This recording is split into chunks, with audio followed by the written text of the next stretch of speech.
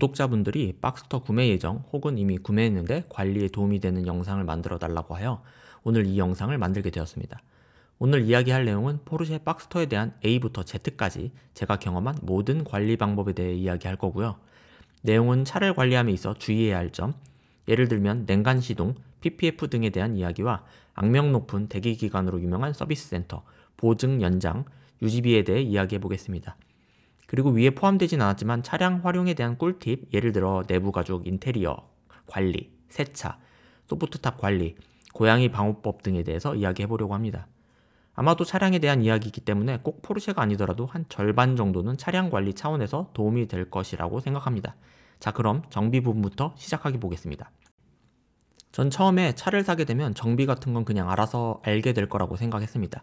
근데 이게 웬걸 2년차가 되었는데도 정비를 어떻게 받아야 하고 뭘 준비해야 할지 하나도 모르겠더라고요. 다행히도 포르쉐는 4년 보증 기간 내에 서비스 센터에서 알아서 다 해줍니다. 그것도 무료로 말이죠. 여기서 서비스 센터의 문제를 짚고 넘어가야 할 것 같은데요. 포르쉐 서비스 센터가 대기가 너무 길다란 점입니다. 근데 이게 지역마다 편차가 있는 것 같더라고요.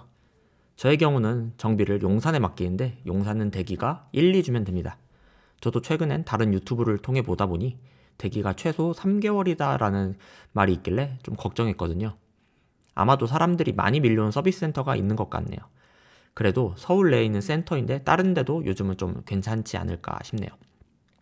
포르쉐는 차계부 같은 걸 적어서 기간을 일일이 기억하지 않아도 됩니다. 제가 딜러에게도 몇 번이나 확인을 받았고 현재까지도 기억하지 않고 쓰고 있거든요. 계기판에 정비 기간이 되면 딱딱 뜹니다. 정비 받으라고요. 어떤 화면이 대시보드에 떴는지를 서비스 센터에 전화하고 차량 번호를 알려주면 뭐 교체해야 될지 알려주고 예약을 하라고 합니다. 그렇게 예약을 하고 방문하시면 경정비가 진행이 됩니다. 만약 오일류만 갈아야 하는 경우는 보통 1시간 정도 내에 처리가 되고요. 근데 경정비에 필터 교환, 온갖 오일 교체 등이 들어간다면 약 5시간 정도 걸리더라고요. 단순히 교체만 진행하는 게 아니라면 성능 같은 것도 같이 봐준다고 합니다. 화면에 보이는 가격은 제가 최근에 다녀와서 받은 견적서입니다. 140만원 상당히 크죠? 이게 4년 내 보증 기간이 있어서 무료로 받을 수 있었습니다. 큰일은 내년부터네요. 내년엔 소모품 쿠폰도 없고 보증 연장도 해야 되거든요. 보증 연장 시 꼭 주의해야 할 점은 연장 기간 전 한두 달 전에 미리 체크하고 연장을 신청해야 된다는 것입니다. 이게 기간을 하루라도 넘게 되면 성능 테스트 비용이 크게 증가한다고 하네요. 저도 내년 3월로 예정되어 있어 2월엔 예약을 다시 해야 될 것 같네요. 금액 이야기가 나왔으니 유지비에 대해 잠깐 이야기해 보도록 하겠습니다. 사람들이 저에게 포르쉐는 유지비가 얼마나 나오냐라고 많이들 묻습니다.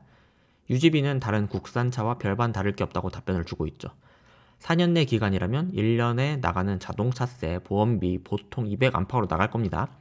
이건 예전에 제가 영상 올렸던 것처럼 나이대마다 차이가 있으니 그건 확인해 주시고요.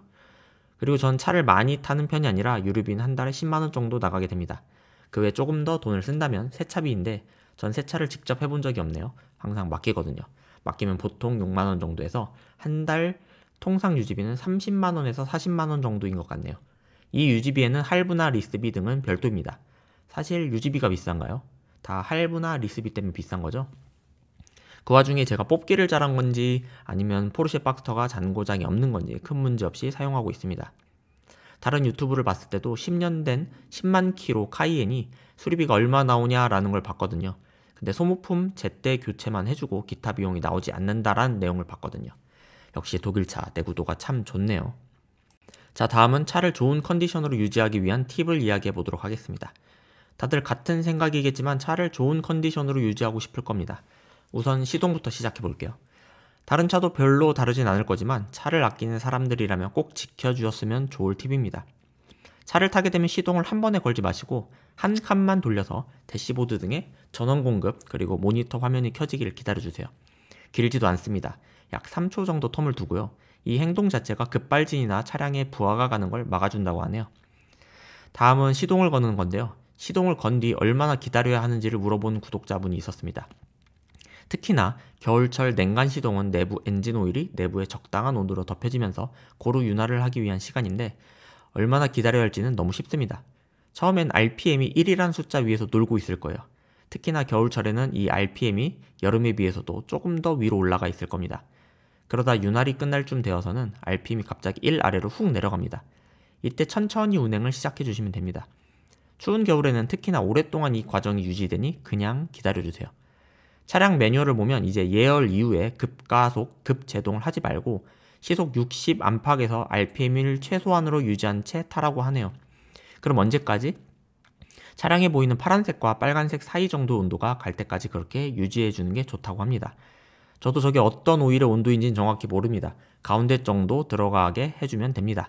후열 이야기도 하는 분들이 계신데요. 제 모델은 자연흡기라 필요가 없다곤 합니다. 다만 터보 엔진을 쓰는 모델의 경우는 일명 후열이라 부르는 식힘 과정이 필요한데요. 보통 목적지에 도달하기에 앞서서 시속 50에서 80 정도 사이로 운행해주며 식혀주며 들어가면 된다고 하네요. 차량 엔진에 대한 주의점은 이 정도고 차량 내부 외부 관리에 대해 이어서 이야기해 보도록 하겠습니다. 포르쉐는 내부가 가죽으로 되어 있죠. 그중 의자와 센터 콘솔 등등이 모두 가죽으로 시공되어 있습니다. 그렇다란 말은 뭔가 뾰족한 무언가로 긁히면 긁힘이 남는다라는 건데요. 뭐 차라는 게 쓰다 보면 여기저기 닳고 긁히는 게 맞긴 한데 주의해서 나쁠 건 없잖아요. 특히 안전벨트 착용 시 벨트 끝부분이 쇠로 되어 있기 때문에 아무 생각 없이 휙 잡아 빼다가 의자나 수납박스 끝 부분에 닿으면 가죽이 찢어지니 주의해주면 좋을 것 같네요. 다음은 많이들 걱정하는 소프트탑 관리입니다. 제가 드리는 조언은 아무것도 하지 마세요. 그냥 순정 상태로도 아무 문제가 없습니다. 문제가 있다면 고양이 테러인 것 같네요. 고양이가 겨울철이 되면 아무래도 탑 위로 잘 올라가 있습니다. 털이야 털어내면 그만인데 고양이 발자국은 더러운 게 묻어 있다 보니 참 골치가 아프더라고요. 그래서 고양이를 퇴치하는 꿀팁을 하나 드리자면 나프탈렌입니다. 1,000원짜리 나프탈렌 산 뒤에 차량 앞유리 뒷유리 쪽에 여러 개 뿌려주세요. 고양이가 거의 오지 않고 오더라도 오래 머무르지 않고 금방 가버립니다. 자, 다음은 고급류 주의에 대한 이야기입니다. 일단 포르쉐의 전 기종은 고급류를 넣어야 하는 차입니다. 물론 가끔씩 혼유를 해도 된다곤 하지만 10,000원 아끼기 위해 위험한 선을 넘는 건 권장드리고 싶지 않네요. 일명 노킹 현상이 발생하고 이게 엔진의 수명에 영향을 준다고 하니까 말이죠. 그냥 안전하게 고급류만 넣으세요. 한국 내에서는 서울이 아니더라도 어딜 가나 고급류 주유소는 있습니다. 지방은 듬성듬성 있을 수 있으니 지방을 갈 땐 미리 고급류 주유소를 알아봐 주시고 가면 될 것 같네요. 다음은 PPF에 대한 이야기입니다. 많이들 고민하실 거예요. 제 차는 일단 PPF가 되어 있지 않습니다. 근데 제가 다시 사더라도 PPF는 안 할 것 같네요. 이게 가격과 연결되어 있는 것 같은데요. 제 주관적인 생각이지만 차량가 2억 원대 이하는 굳이 할 필요가 있을까 싶네요. 가격 자체도 비싸기도 하고 주기적으로 교체도 해줘야 되니 말이죠. 물론 취향의 영역이라 생각해서 해도 나쁠 건 없다고 생각을 합니다. 차를 아끼는 마음이 강하다면 해주시고 그게 아니라면 이 정도 가격대의 차는 굳이 필요할까 싶은 생각이 드네요. 물론 저는 PPF가 되어 있지 않아 차량 옆면이나 앞면에 돌방등이 있는 게 사실입니다. 근데 이 차라는 게 감가상각이 되는 물건이다 생각하고 영광의 상처로 생각하고 있네요. 근데 이게 주인만 알지 다른 사람들이 볼 땐 돌방이 있는지도 몰라요. 영상 시청해주셔서 감사하고 부족한 내용이나 또 다뤄주었으면 하는 내용이 있으면 알려주세요.